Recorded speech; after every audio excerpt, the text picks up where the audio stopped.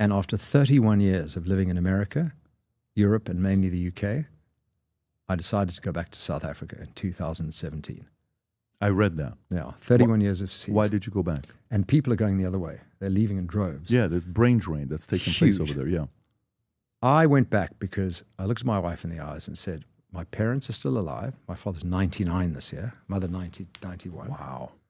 Our name is still reasonably well known in South Africa, being industrial family. And I want to go home. I'm homesick. But we'll only go home for 2 to 3 years because Jacob Zuma, the president at the time, is destroying the country. Let's go back, show our kids, see South Africa, and then leave. And what I'm not going to do is get involved in politics or invest in anything in South Africa that has any long-term horizon or involves the government. That makes a lot of sense. So you say... So what did I do? No, but wait a minute. You just said the president of South Africa is destroying the country, and that's why I'm going back for 2 to 3 years, but I'm not going to get involved in politics. That makes a lot of sense, Robert. Yeah, I really stuck to that. Yeah, makes a lot of sense. So why is he destroying the country, and how is he destroying it? So I'll give you a quick potted history. In 1994, apartheid ended, and the country and government was handed over peacefully to the majority, the black majority. And for 12, 14 years, South Africa was actually a success story. It was the miracle democracy, the miracle story. The West said, we've won, we've saved South Africa, there's democracy. And the country grew at 3, 4, 5% a year. There was meritocracy, there were black, white, colored Indian people in all the jobs, and everything was going well. In 2008, the rot began. So there was Mandela, Mbeki, and then President Jacob Zuma, complete gangster, rogue, villain. He's a gangster, well, Jacob Zuma? He's the gangster. And he instituted a thing called state capture. All our state-owned enterprises, railways, electricity supply, South African Airways, he put loyalists in place whose only job was to steal. And hundreds of billions of rand were stolen and offshored. And that was when the country began its descent into potential economic collapse. This is in 08. This is 08, 09 till 2017. So state capture is a type of systemic political corruption in which private interests significantly influence a state's decision-making processes to their own advantage. The term was first used in World Bank in 2000, describing certain Central Asian countries making the transition from Soviet communism, where small corrupt groups use their influence over government officials to appropriate government decision-making in order to strengthen their economic positions. Okay, so 2008, 2009, he's doing this. He begins it. He begins it. And they remove all the middle-class, small-town, big-city employees who for decades have been handling maintenance of the local sewage plant. You know, all those jobs that the smaller people in smaller jobs do day to day to keep the economy going. And they put ANC, their government, loyalists in place who had no competence and who ended up stealing and breaking. Every one of our state-owned enterprises either bankrupt or stolen to death as of today. But in 2017, the ANC elected a new president because they had over 50% of the votes, President Cyril Ramaphosa, who everyone believed would save the country. He's been just as bad as Zuma, and he arrives tomorrow to meet President Donald Trump. He arrives tomorrow to meet President Donald Trump. Yeah, he said he was negotiating with the president. So tomorrow might, if it's recorded, tomorrow might be in the past. That's right. Yeah. So now how do you feel about him versus Jacob Zuma? Jacob Zuma was fundamentally evil and malevolent. He's like a populist, clown, dangerous. And he's trying to come back into power, and he'll be way, way, way more dangerous if he does. Cyril Ramaphosa is now head of the ANC, and he was a trade unionist. He was one of the first South African black billionaires. He has the McDonald's franchises in South Africa. He understands the mining industry.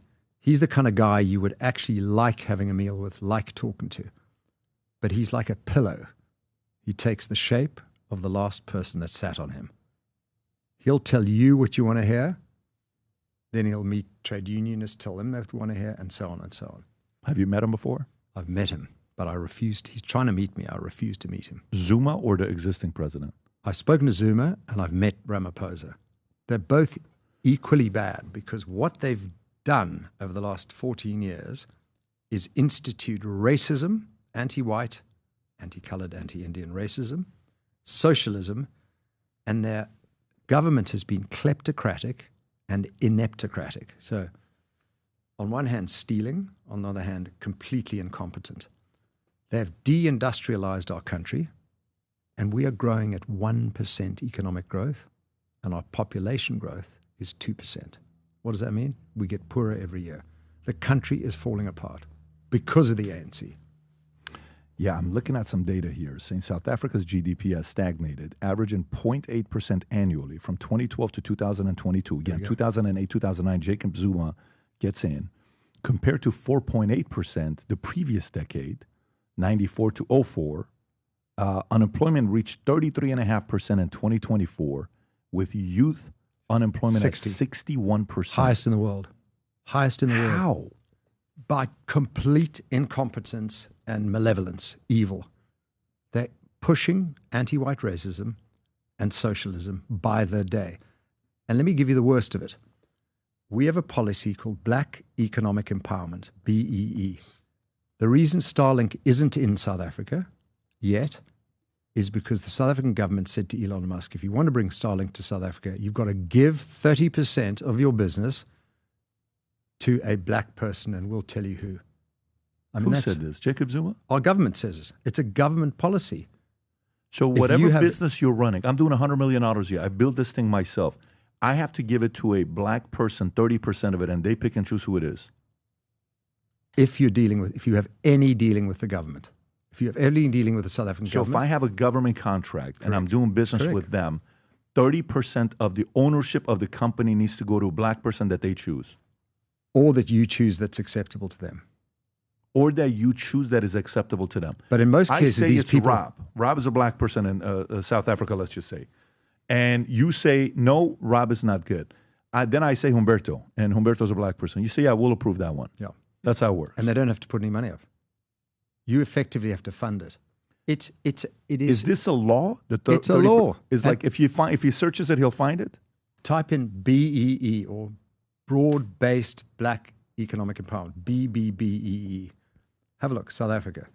And it's getting worse. They're trying to institute a law of any private company of 50 or more employees has to have BEE, whether you work with the government or not. So like a real estate agent.